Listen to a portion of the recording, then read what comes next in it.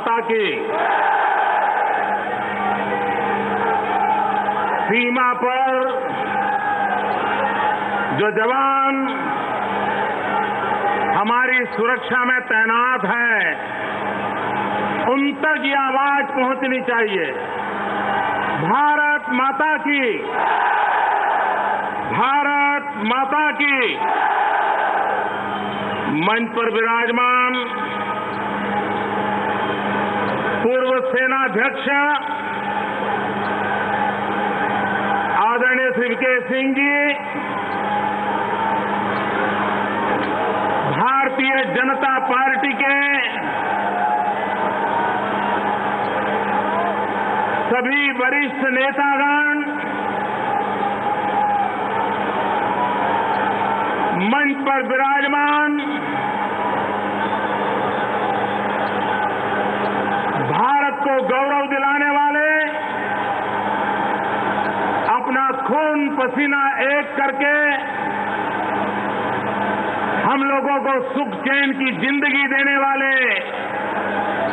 सेना के पूर्व सभी अफसर भाई बहन और विशाल संख्या में आए हुए पूर्व सैनिक भाइयों और बहनों,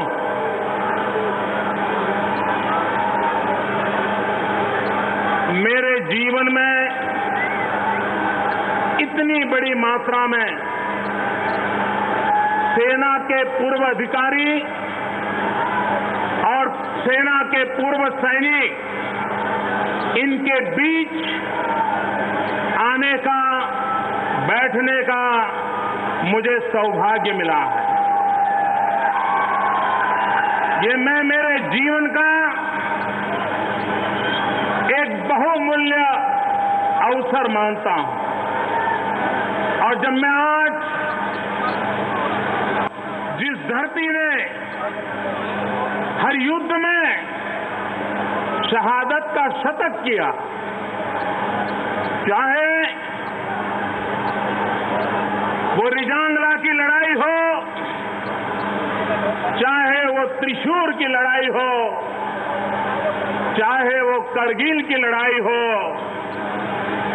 ये सभी ने शहादत का शतक, शहादत का शतक, भाइयों बहनों, हर युद्ध में शहादत का शतक, ये कोई कल्पना नहीं कर सकता है। ऐसी ये बांकुरों की भूमि है, ये वीरों की भूमि है। 1857 के स्वतंत्रता संग्राम में राव तुलाराम, एक गौरवपूर्ण नाम, अंग्रेज सल्तनत की नाको दम लाने वाला नाम, ये यही इसी भूमि का नाम। ऐसी वीर भूमि में जब आया हूं, तब इतनी बड़ी मात्रा में सेना के जवानों के बीच आया हूं, तब भारत मां के एक छोटे से सिपाही के नाते, इस मां के संतान के नाते, मैं सबसे पहले इन वीरों को नमन करता हूं, उनको मैं प्रणाम करता हूं।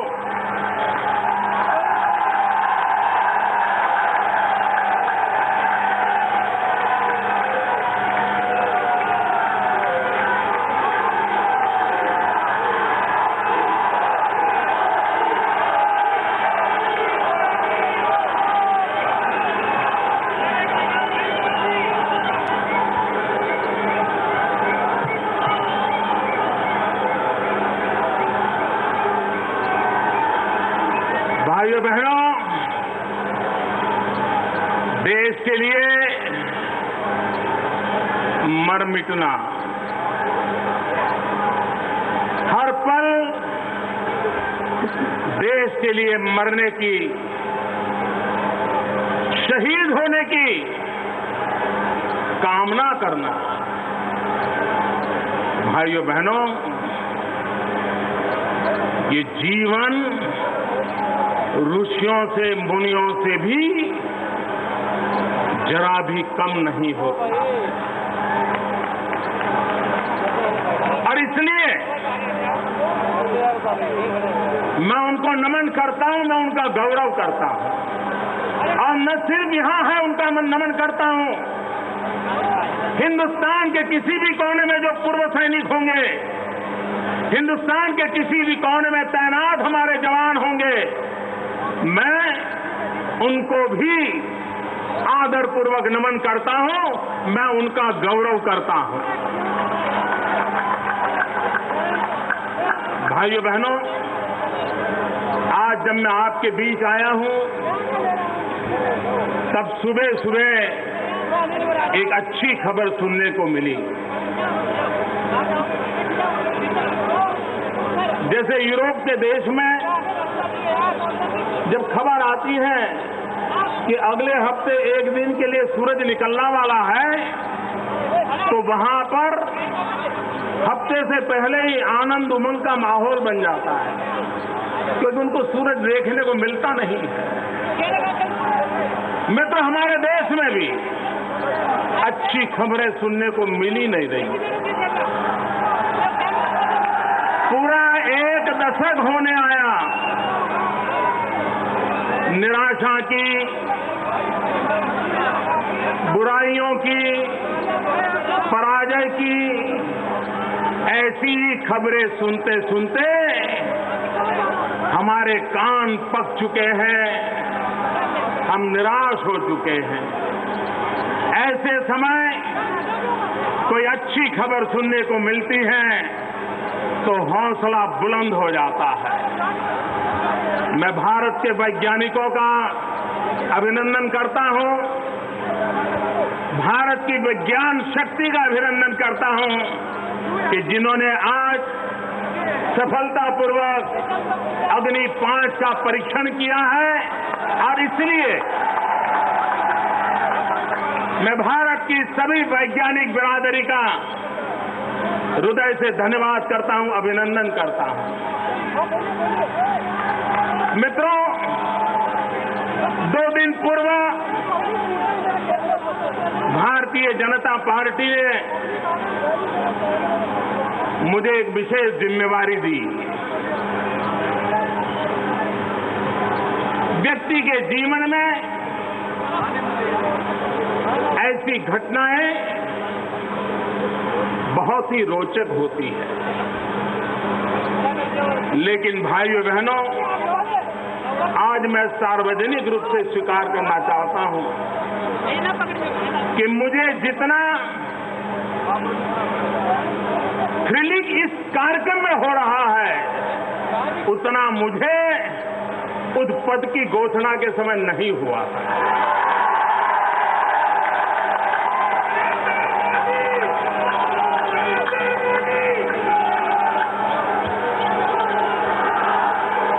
और ये मेरे बचपन से जो भाव पड़े हैं, उस भावों का परिणाम है। मित्रों, आज मैं तो अपनी बात भी बचाने का मेरा मन करता है। मैं 4वीं कक्षा का छात्र था, गरीब परिवार से था, 2 रुपये एक साथ कभी देखे नहीं थे, लेकिन लाइब्रेरी में अखबार के अंदर एक इश्तिहार पढ़ा था। 4वीं कक्षा में था मैं, और उसमें लिखा था कि गुजरात के जामनगर के पास बालाछड़ी में एक सैनिक स्कूल है। उस सैनिक स्कूल में अगर कोई जाना चाहते हैं तो यहां पत्र व्यवहार करें। प्लीज मित्रों, please, I know your trouble, but it's very difficult. Police के मित्रों को मदद कीजिए जरा, ये कैमरामैन को थोड़ी मदद कीजिए। थैंक यू दोस्तों, आपके कोऑपरेशन के लिए मैं आपका आभारी हूं। मित्रों, मैं 4वीं कक्षा में 2 रुपये जमा किए, और 2 रुपये जमा करके मैंने जिंदगी में पहली बार पोस्ट ऑफिस देखी। पोस्ट ऑफिस के पोस्ट मास्टर की मदद ली, उनको मदद लेकर के मैंने मनी ऑर्डर किया जामनगर सैनिक स्कूल को। उनसे मैंने प्रोस्पेक्टस मंगवाया। उस समय वो 2 रुपये में मिलता था। मन में ऐसा लगता था उस उम्र में कि देश की सेवा करना मतलब सेना में जाना। ये मेरे मन में घुस गया था, किसी के सुना नहीं था, ऐसे ही विचार आते थे। प्रोस्पेक्टस आ गया, मैंने एक दूसरे टीचर की मदद की, भर करके भेज दिया। अब उसके एग्जाम के लिए मुझे जाना था, टिकट के पैसे चाहिए। पिताजी से मैंने कहा कि मुझे ऐसे स्कूल में जाना है, उसका एंट्रेंस एग्जाम है, मुझे टिकट के लिए कुछ खर्चा चाहिए। पिताजी ने कहा, बेटा ये अपने बस का बात नहीं है, हम ये सब नहीं कर सकते, तुम यहीं गांव में पढ़ लेना। मेरा वो सपना टूट गया, मैं नहीं जा पाया। मन में वो कसक बनी रही कि मैं सेना में जाने के इरादे से सैनिक स्कूल में जाना चाहता था, नहीं जा पाया। और ये जामनगर की बालाछड़ी की वो सैनिक स्कूल है जहां आपके मुख्यमंत्री हुड्डा जी भी वहीं पढ़े हुए हैं। ये हुड्डा जी ने गुजरात का नमक बहुत खाया है।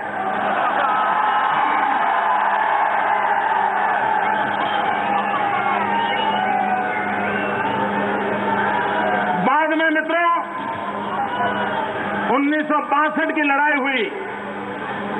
1962 की लड़ाई देश को झकझोर करने वाली थी। आजाद हिंदुस्तान के हर व्यक्ति के लिए।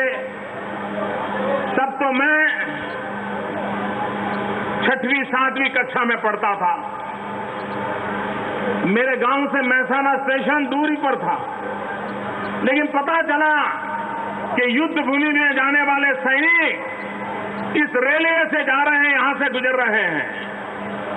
तो कुछ सामाजिक संस्थाएं रेलवे स्टेशन पर सेना के जवानों की विदाई के लिए, उनकी हौसला अफजाई के लिए वहां पर मिठाई, चाय, नाश्ता, ढोल नगाड़े बजा रहे थे। ये हमने अखबार में पढ़ा तो हम भी पिताजी को कहे बिना महसाना चले गए। और उस युद्ध के दिनों में छोटी उम्र में मैं सेना के जवानों को उनको चाय देना, नाश्ता देना, उनके पैर छूना, कई दिनों तक वो क्रम चला था। मेरा बचपन से ये लगाव रहा था, लेकिन खुद को इसका लाभ नहीं मिला। इत्तेफाक से 95 के बाद मुझे हरियाणा, हिमाचल, चंडीगढ़, पंजाब, जम्मू कश्मीर, इस सारे क्षेत्र में भाजपा का काम करने का सौभाग्य मिला। और यहां पर मुझे कैंटोनमेंट्स में जाने का अवसर मिला, सेना में अफसरों के साथ वार्तालाप का अवसर मिला, पूर्व सैनिकों के घर जाने का अवसर मिला, और एक प्रकार से सैनिक परिवारों मेरा एक बृहद परिवार बनता गया और एक नई अनुभूति मैं कर रहा था। और इस मन की अवस्था के कारण जब मैं आज आपके बीच आया हूं तब मैं गौरव अनुभव करता हूं। मेरे मन में जो सपने पड़े हैं, मेरे मन में सेना के प्रति जो भाव पड़ा है, जो गौरव पड़ा है, वो जब भी मुझे अवसर मिलता है उसका उजागर होने का बहुत स्वाभाविक है। मैं तो शायद ईश्वर का भी कोई संकेत है, वरना ये रैली तो बहुत पहले तय हुई थी। 15 तारीख को मेरा रेवाड़ी आना पहले से पक्का था। मुझे कहां पता था कि 13 तारीख को ही इतनी बड़ी घोषणा हो जाए। और उसके बाद पहला कार्यक्रम जो मेरे दिल को छूने वाला कार्यक्रम है, वो पूर्व सैनिकों के बीच आने का कार्यक्रम हुआ। ये भी कोई ईश्वरीय संकेत है।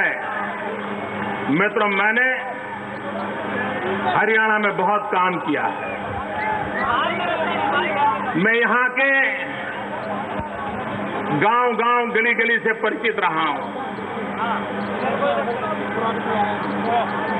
ये भूमि पर जब स्वामी दयानंद सरस्वती का प्रभाव देखता था कोई परिवार ऐसा नहीं होगा जिसके घर पे आज भी स्वामी दयानंद सरस्वती का प्रभाव न हो।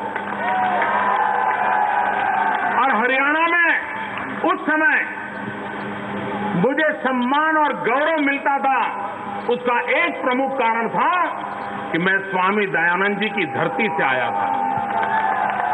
इतने मात्र से यहां आर्य समाज का इतना प्रभाव रहा है,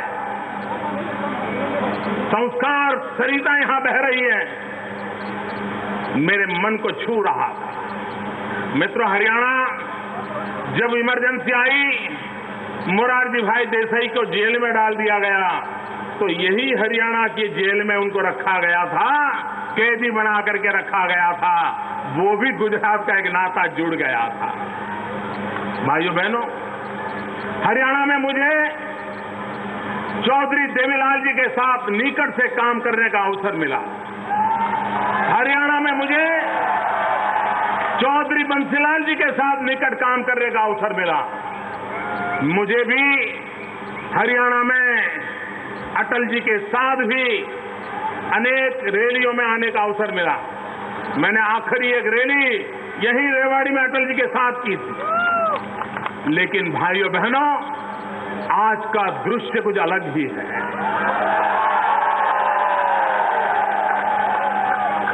किसी कैमरे की ताकत नहीं है कि इस दृश्य को अपने कैमरे में समाहित कर पाए। किसी की आंखों में उतनी चेतना संभव नहीं है कि इतना दूर दूर तक किसी को देख पाए जहां मैं देख रहा हूं। माथे ही माथे नजर आए, मुंड ही मुंड नजर आ रहे। क्या दृश्य है मित्र, भाइयों बहनों, ये हरियाणा की धरती से उठी हुई परिवर्तन की पुकार है। ये हरियाणा की धरती ने दिल्ली की सल्तनत को आज ललकारा है। भाइयों बहनों, श्री कृष्ण भगवान द्वारिका में आकर के बसे थे, लेकिन हरियाणा की धरती का नाता, कुरुक्षेत्र की धरती का नाता, भगवान श्री कृष्ण का गीता का संदेश हजारों हजारों वर्ष तक दुनिया के लिए प्रेरणा का संदेश है। मित्रों, विश्व में कहीं पर भी युद्ध की भूमि में ऐसा ज्ञान का सागर छलका हो, ये कभी कोई सोच नहीं सकता। सेनाएं सज्ज हो, तीर और तलवारें खून की प्यासी हुई हो, जीवन और मृत्यु का खेल निर्धारित हो, ऐसे समय गीता का ऐसा कोई संदेश सुना पाए, ये घटना भी दुनिया के मनोवैज्ञानिकों के लिए संशोधन का विषय है। युद्ध के भूमि में श्री कृष्ण की कैसी स्वस्थता होगी, विजय का कैसा विश्वास होगा, युद्ध की रणनीति पर कितना भरोसा होगा, और युद्ध के मैदान में भी मानवीय मूल्यों की कितनी कीमत उस हृदय में होगी, तब जाकर के गीता का संदेश निकला होगा।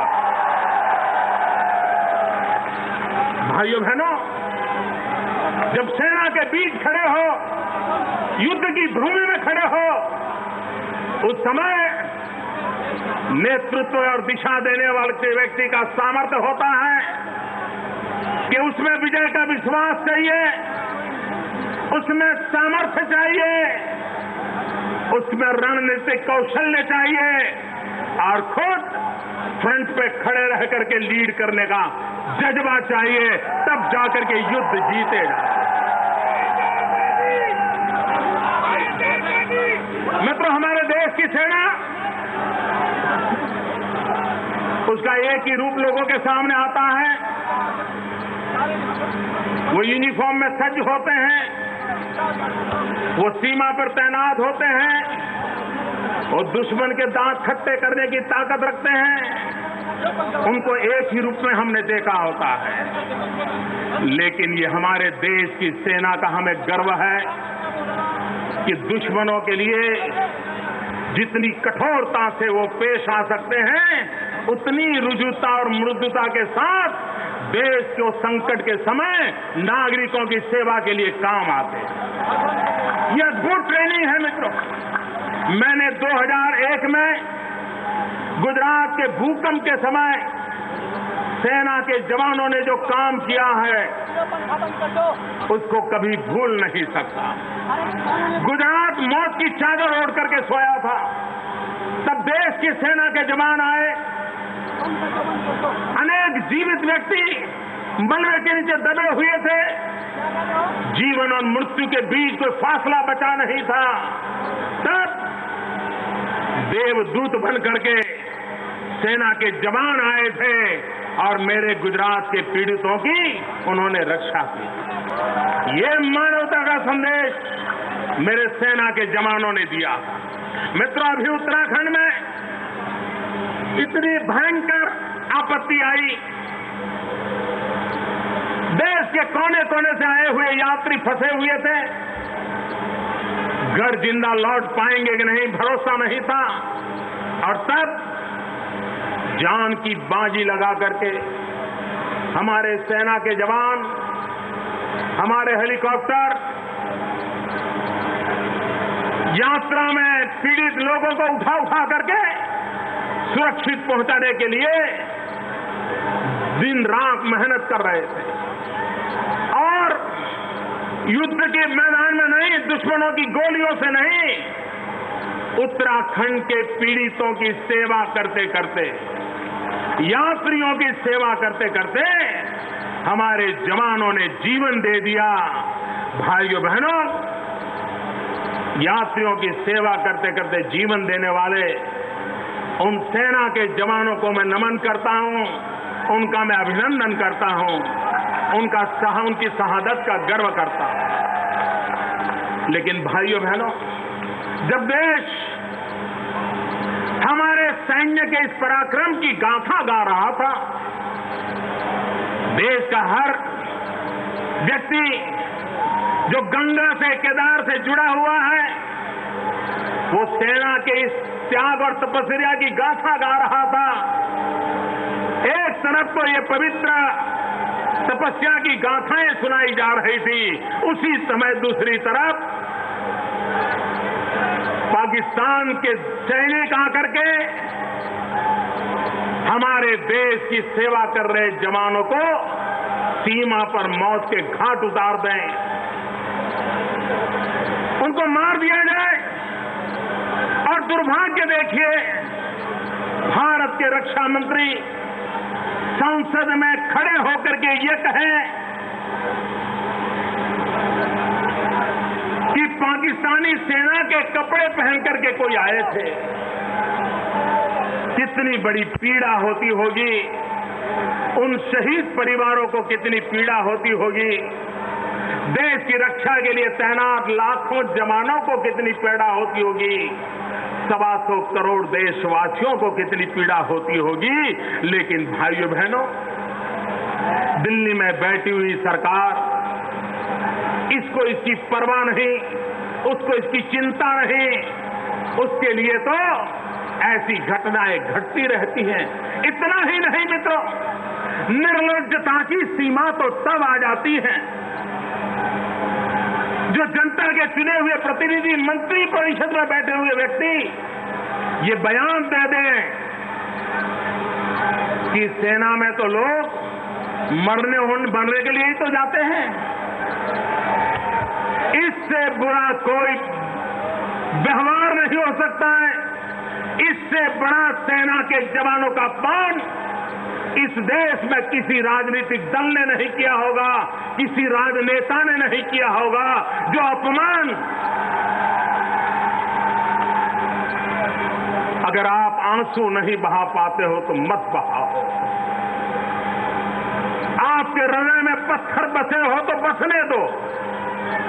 लेकिन मेरे देश के लिए जीने मरने वाले सैनिकों का अपमान मत करो।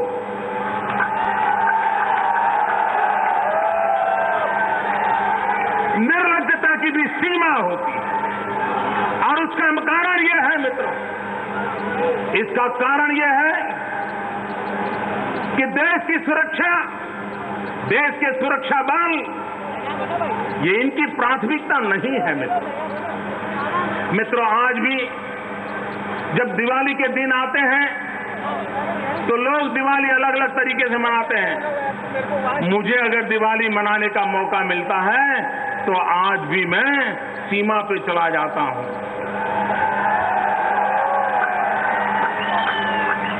उन जवानों के साथ दिवाली बिताता हूं, उनके सुख दुख बांटता हूं।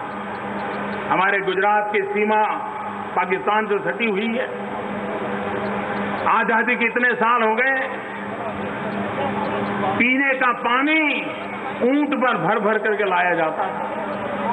800 करीब ऊंट पीने के पानी को लाने के लिए तैनात थे।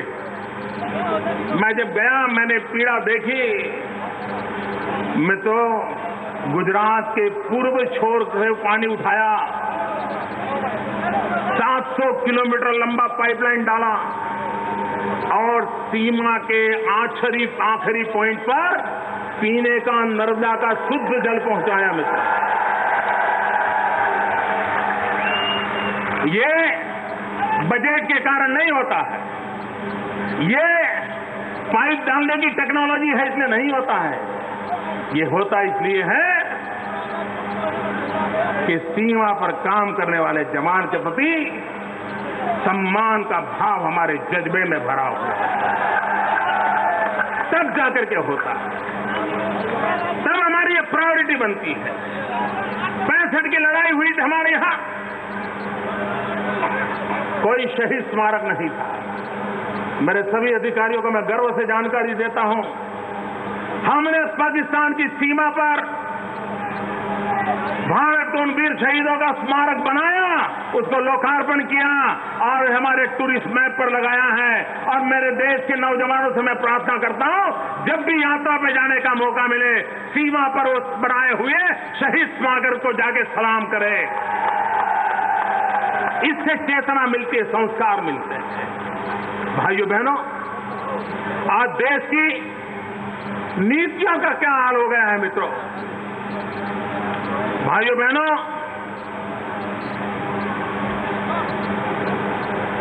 आए दिन हम संकटों से घिरते चले जा रहे हैं। पाकिस्तान अपनी हरकतों को छोड़ नहीं रहा है।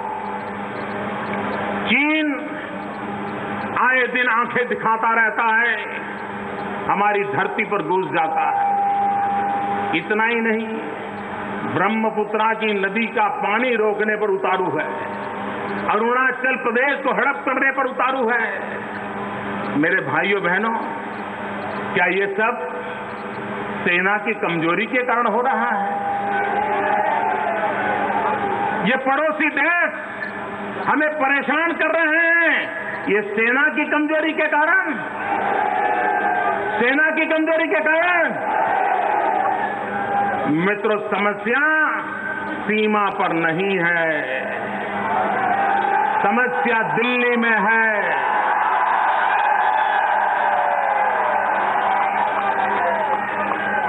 और इसलिए इस समस्या का समाधान भी हमें दिल्ली से खोजना पड़ेगा।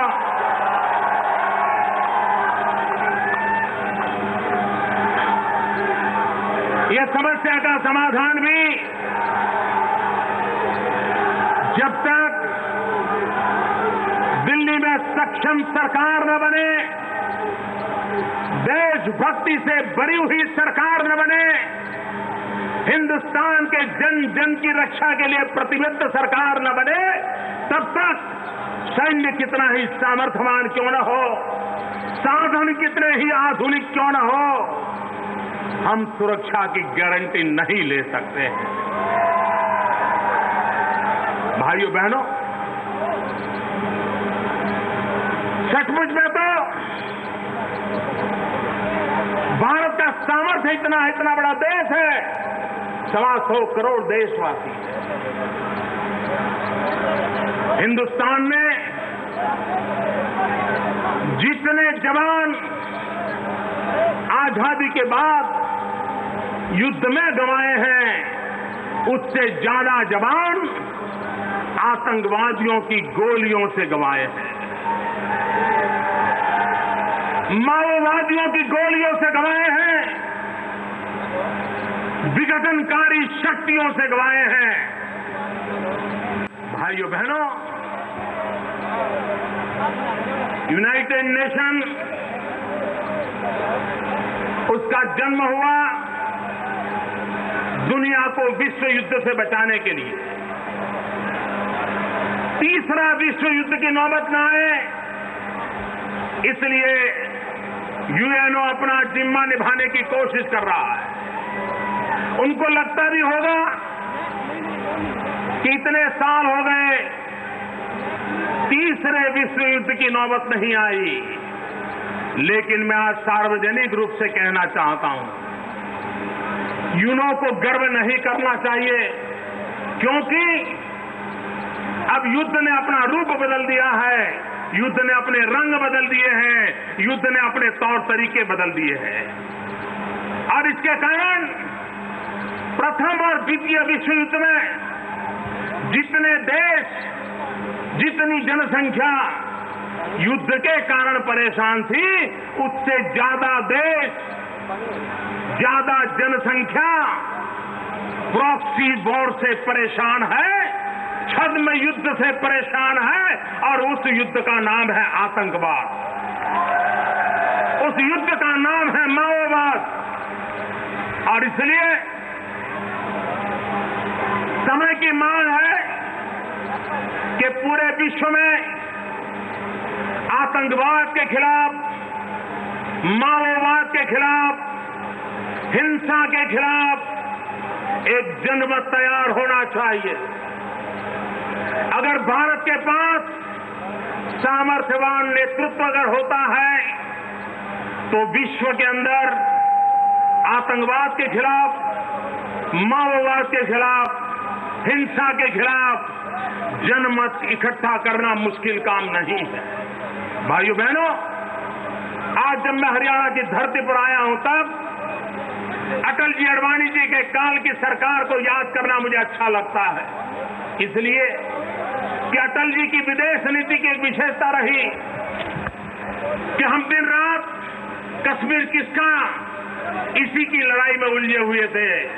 आए दिन उसी की डिबेट होती थी, उसी के जवाब देते रहते थे।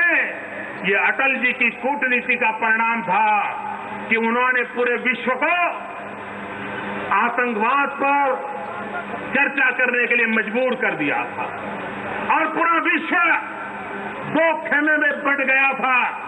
एक खेमा था जो मानवतावाद में विश्वास करते हैं, और दूसरा खेमा था जो आतंकवाद में भरोसा करते हैं, आतंकवाद को पनपाते हैं। और उसके कारण दुनिया पाकिस्तान को सुनना बंद कर दिया। दुनिया में पाकिस्तान की चलती नहीं थी, वो दिन आ गए थे।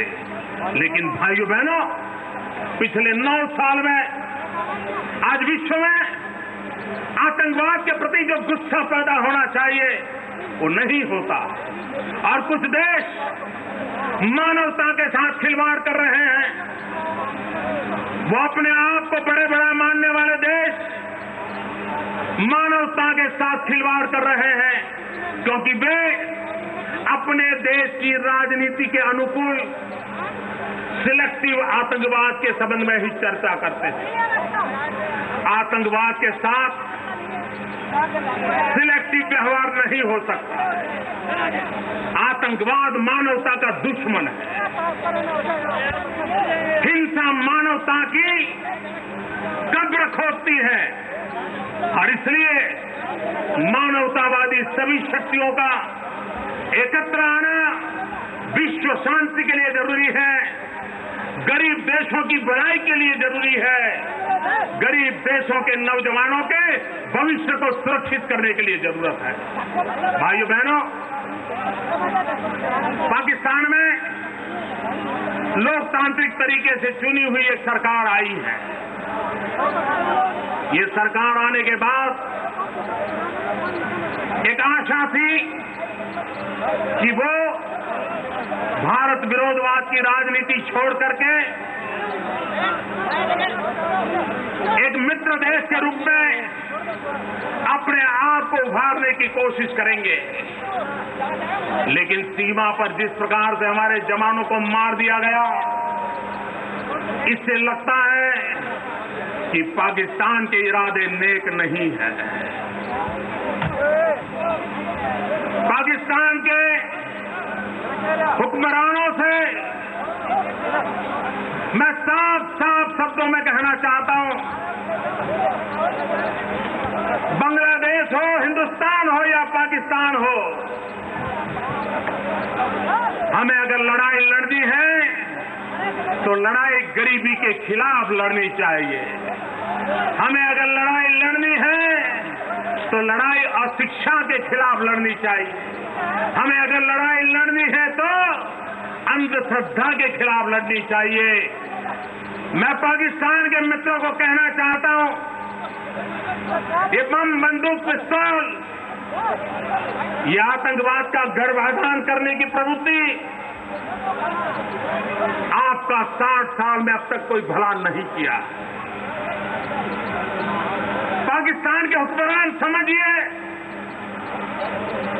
10 साल के लिए आप पाकिस्तान की धरती पर आतंकवादियों को पैर नहीं रखने देंगे, आतंकवादियों को रक्षा नहीं करेंगे, आतंकवादियों का ब्रीडिंग ग्राउंड नहीं बनने देंगे।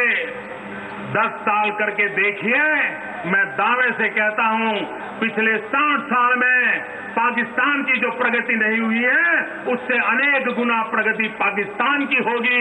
पाकिस्तान के नौजवानों का भला होगा, पाकिस्तान गरीबी से बाहर आएगा। इतना ही नहीं, ये युद्ध की मानसिकता छूटने के कारण, ये आतंकवादी हरकतों के कारण हिंदुस्तान भी जो आपने युद्ध भूमि में परिवर्तित कर दिया है। पहले तो लड़ाई सीमा पर होती थी, सैनिकों के बीच होती थी,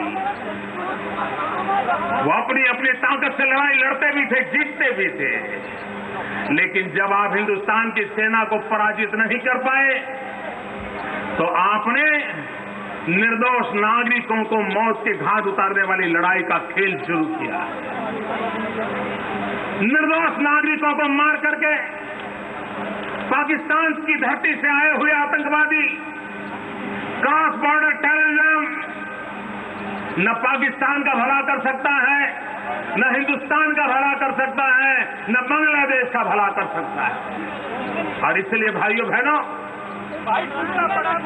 मैं आज साफ साफ शब्दों में पाकिस्तान को कहता हूं कि भले आपका जन्म भारत विरोधी राजनीति में से हुआ हो, जन्म भले भारत विरोधी हुआ हो, लेकिन आपका जीवन भारत विरोध के भरोसे नहीं चल सकता। आपकी प्रगति भारत विरोध के भरोसे नहीं हो सकती।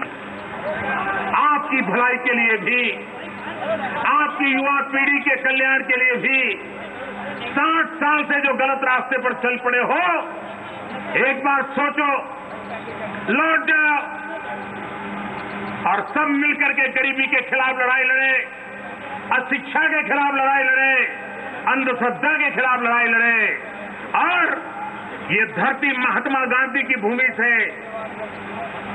विश्व को शांति का संदेश देने का सामर्थ्य पैदा करे, ये मकसद लेकर के चलना होगा। भाइयों बहनों, हमारे देश में वोट बैंक की राजनीति, ये वोट बैंक की राजनीति का खेल इतना घिनौना हो गया है। चप्पे चप्पे पर वोट बैंक की राजनीति की दुर्गंध आती है, बू आती है। टुकड़े टुकड़ों में समाज को तहस नहस कर दिया गया है। और जो दिन रात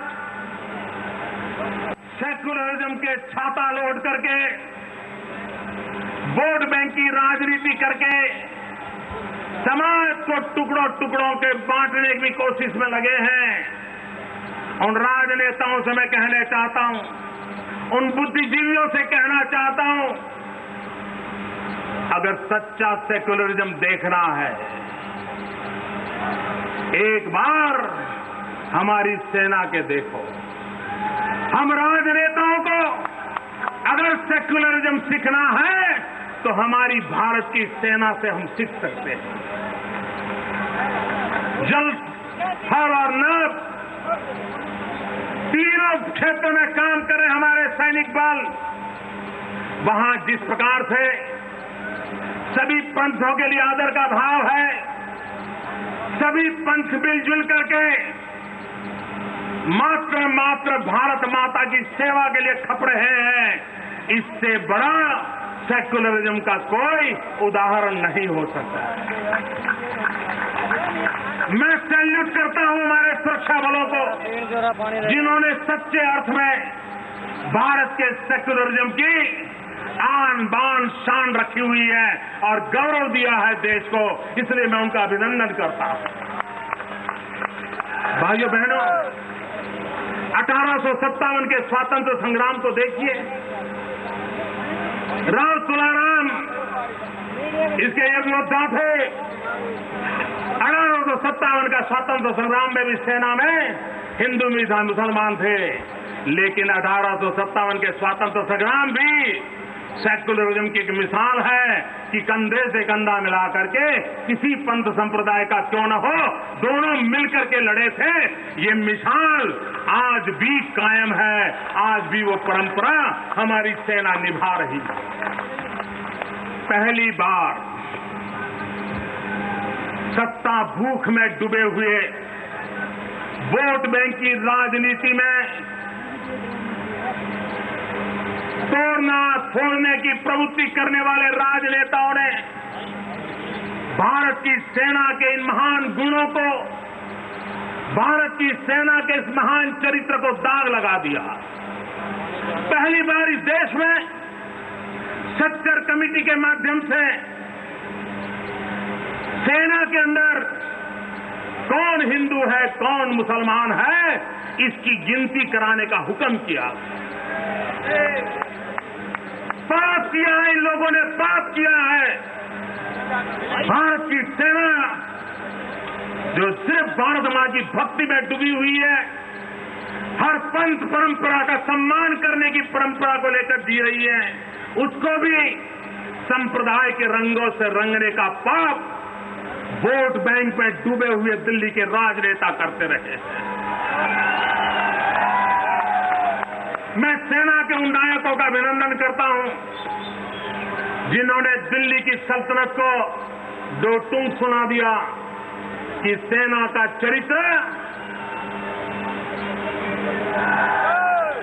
कोई बदल नहीं सकता, हमारे सेक्युलरिज्म को कोई चुनौती नहीं दे सकता।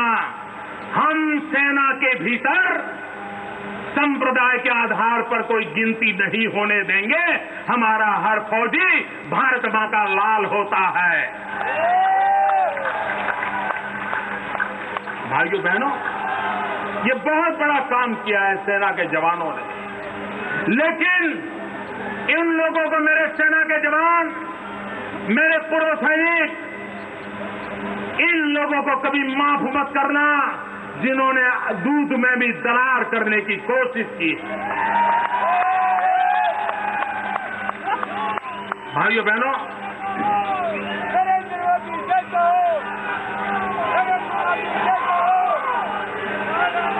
देश अगर सामर्थ्यवान होता है,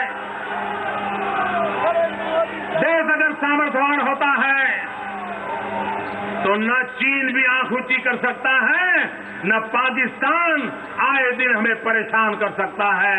और इसलिए सशक्त सरकार, सशक्त नेतृत्व, सशक्त सेना और सशक्त देश, इस सपने को हमने साकार करना होगा, उसको हमने बल देना होगा।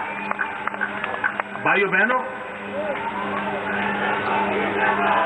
आज भी देश में सेना की उपेक्षा के कारण, सेना के गौरव को नीचा करने की आदतों के कारण, सेना के सम्मान के अवसरों का अनदेखी करने के कारण हमारे देश की युवा पीढ़ी को अब सेना में जाने का मन नहीं करता। किसी भी देश के लिए ये बहुत बड़ी चुनौती होती है। ऊपरी दर्जे में 40% से अधिकारी आज भी सेना में खाली है। भाइयों बहनों, देश के अंदर हमारे पढ़े लिखे बुद्धिमान नौजवानों का सेना में होना जरूरी है।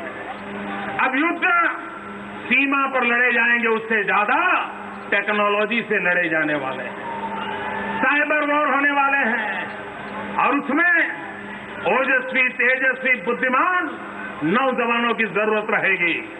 हमें सेना को आधुनिक बनाना होगा। हमें सेना में युवा शक्ति, तेजस्वी युवा शक्ति को जोड़ना होगा और उस दिशा में दिल्ली में बैठी हुई सरकार ने एक विश्वास का माहौल बनाना होगा। सेना में जाना एक गौरव का कारण हो, ये माहौल क्रिएट करना पड़ेगा, तब जाकर के होगा। भाइयों बहनों, हमारे पूर्व सैनिकों को बीमारी में दर-दर भटकना पड़े, हाथ पैर गंवाने वाले युद्ध की भूमि में शरीर के अंग न्यौछावर करने वाले हमारे आधुनिक दधीची, ये हमारे सैनिक, किसी ने अपना हाथ दे दिया, किसी ने पैर दे दिया, किसी ने दोनों पैर दिए, किसी ने दोनों भुजाएं दे दी, मां भारत को अर्पण कर दी। उनको जब निवृत्ति के बाद अस्पताल में, डॉक्टर के यहां, रेलवे में, बस में लोगों से याचना करनी पड़े, मित्रों, इससे बुरा कुछ नहीं हो सकता। ये हमारे लिए चिंता और जिम्मेवारी का विषय है। हमें इन स्थितियों को बदलना होगा। हमारे पूर्व सैनिक गौरव से जिए, आत्मसम्मान से जिए, उनकी वाजिब मांगनियों का शिकार हो, उसमें कौन रोकता है? कई वर्षों से 1 रैंक 1 पेंशन आए दिन सुनने को मिलता है। क्या तकलीफ हुई है? मैं आज सार्वजनिक रूप से देश के सेना के जवानों की तरफ से, देश की सेना के पूर्व जवानों की तरफ से भारत सरकार से मांग करता हूं कि 1 रैंक 1 पेंशन के संबंध में क्या स्थिति है, उसका व्हाइट पेपर घोषित करें, श्वेत पत्र घोषित करें। और भाइयों बहनों, मैं कहता हूं, अगर 2004 में वाजपेयी जी की सरकार बन गई होती तो आज 1 रैंक 1 पेंशन वाली समस्या उलझती नहीं। मित्रों, मिल बैठ करके रास्ता निकालते, अटल जी का उदार मन रास्ता खोज लेता और हमारे पूर्व सैनिकों को, सेना में बैठे हमारे जवानों को एक सम्मान और गौरव के साथ जीने का अवसर देता। भाइयों बहनों, आज देश में कई ऐसे क्षेत्र हैं जिसमें हम सेना के पूर्व सैनिकों को बहुत ही सम्मान के साथ उनकी शक्ति, उनकी डिसिप्लिन, उनका वर्क कल्चर राष्ट्र के लिए उपयोग कर सकते हैं। अब आप देखिए, अग्निशामक दल, हिंदुस्तान के हर टाउन में फायर ब्रिगेड होता है। क्या कभी हम सोचे कि हमारे इन अग्निशामक दल के लिए ये पूर्व सैनिक अगर लगा दिए गए, इस देश में कभी आग नहीं लग सकती? सोचने के लिए वो तैयार ही नहीं है, सोचने के लिए तैयार नहीं है। मित्रों, हमारा देश ओलंपिक में अपनी जगह नहीं बना पड़ा है। हमारे एक पूर्व साथी ओलंपिक में नाम रोशन किया, सेना के जवान।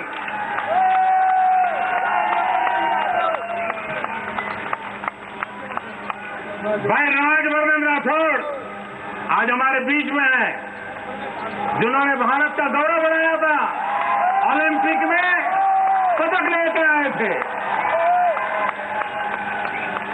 सेना के जवान कैंटोनमेंट में होते हैं। अगर ये देश तय करे कि सेना के जवानों को स्पेशल ट्रेनिंग देके स्पोर्ट्स की, उनके कौशल्य को तैयार करके, क्या हम ओलंपिक में रंग नहीं ला सकते? ला सकते हैं मित्रों, लेकिन कोई सोचने वाला तो चाहिए। उनके पास समय नहीं है, या तो सोचने के लिए ईश्वर ने वैक्यूम रखा हुआ है और उसके कारण कोई नई सोच नहीं। मित्रों, मेरे गुजरात में जब मैं नया नया आया तो बिजली की चोरी बहुत बड़ी मात्रा में होती थी। हमने क्या किया, एक सर्विसमैन का पूरा एक दल गठित कर दिया। करीब करीब 1000 एक्स सर्विसमैन को रिक्रूट करके उनका दल बनाया, उनके लिए यूनिफॉर्म तैयार किया और बिजली चोरी को रोकने का काम उनको दिया। भाइयों बहनों, किसी पर कोई कानूनी कार्रवाई करने की नौबत ही नहीं आई। ये सेना के जवान के कपड़े देखते ही इसका इतना मोरल इंपैक्ट होने लगा कि चोर को लगने लगा, अरे सेना का जवान आया है, मैं चोरी कर रहा हूं। चोरी बंद हो गई दोस्तों।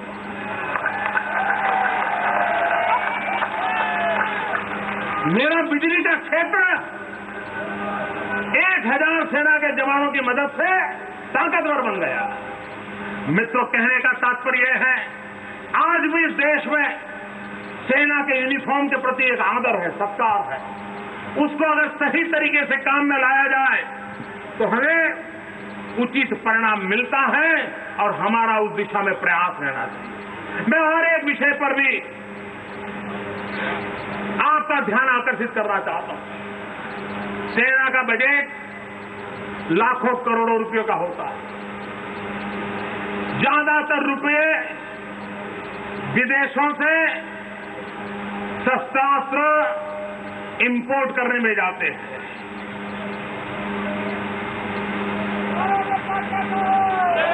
125 करोड़ का देश हो,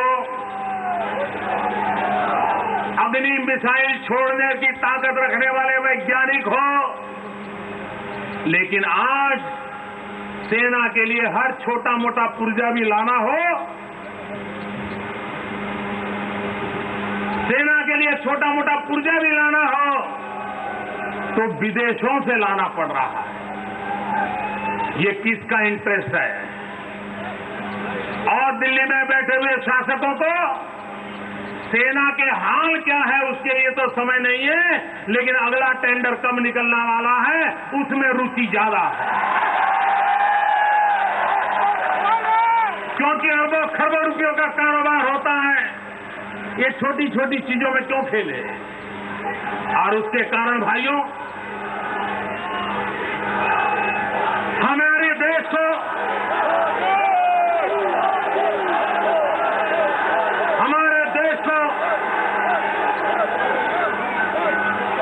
युद्ध के लिए जो शस्त्रास्त्र चाहिए, जो सरंजाम चाहिए, उस पर देश को आत्मनिर्भर होना चाहिए। इतना ही नहीं, अरे 125 करोड़ का देश हो, इतने नौजवान हो, इंजीनियर हो, टेक्नोलॉजी हो, हमें तो सपना देखना चाहिए कि दुनिया के जितने भी देश शस्त्र खरीदते हैं, आने वाले दिनों में उनको शस्त्र बेचने का काम हम करें।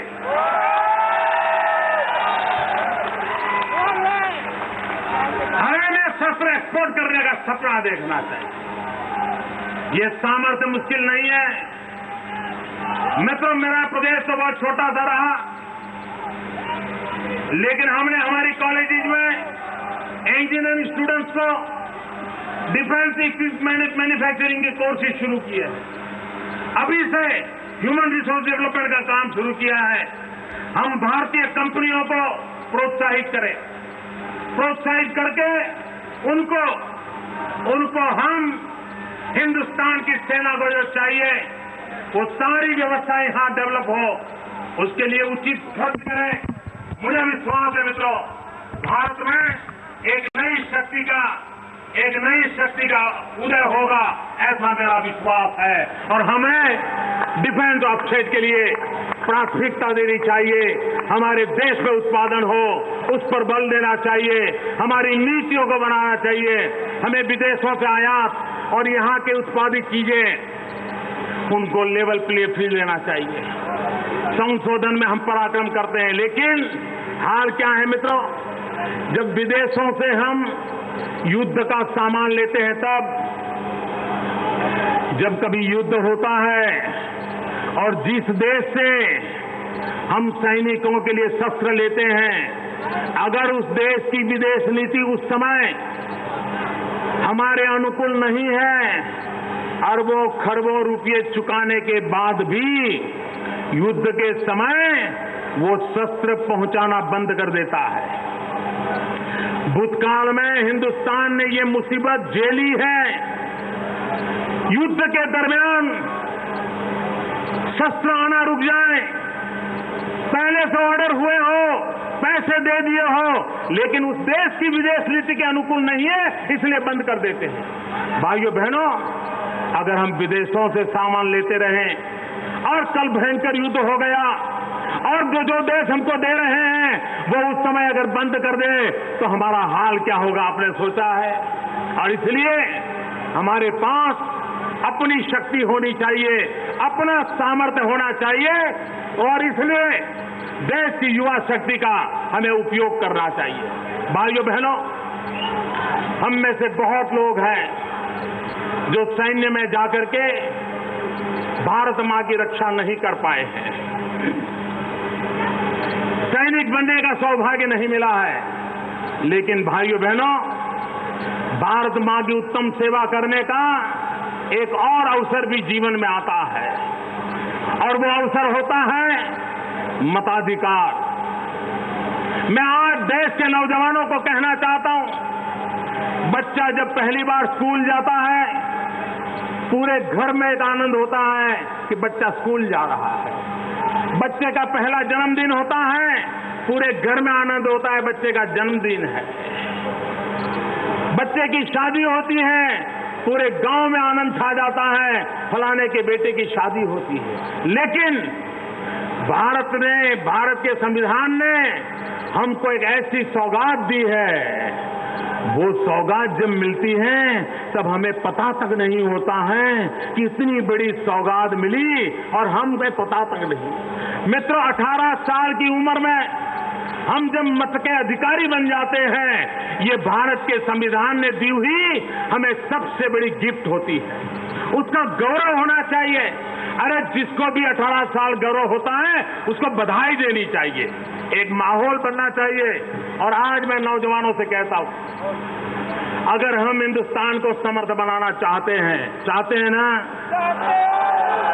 देश को मजबूत चाहते हो, देश को ताकतवर चाहते हो, दिल्ली में मजबूत सरकार चाहते हो, तो आप एक चेक कर लीजिए, आप भारत के मताधिकार आपके पास है कि नहीं है, मतदाता सूची में आपका नाम है या नहीं है, आप अपने यार दोस्त अड़ोसी पड़ोसी रिश्तेदार उनके घरों में कोई 18 साल का रह तो नहीं गया, ये काम करोगे, लोगों को मतदाता बनाओगे, ये पवित्र काम है, हर पार्टी ने करना चाहिए, हर नागरिक ने करना चाहिए। और मैं पूर्व सैनिकों से प्रार्थना करता हूं, आपकी समस्याओं के समाधान के लिए आप देश के नौजवानों से जुड़िए, उनको मतदाता बनाने का अभियान उठाइए। आप देखिए, एक नई ताकत के साथ हम उभर जाएंगे। भाइयों बहनों, एक और काम के लिए मुझे आपकी मदद चाहिए।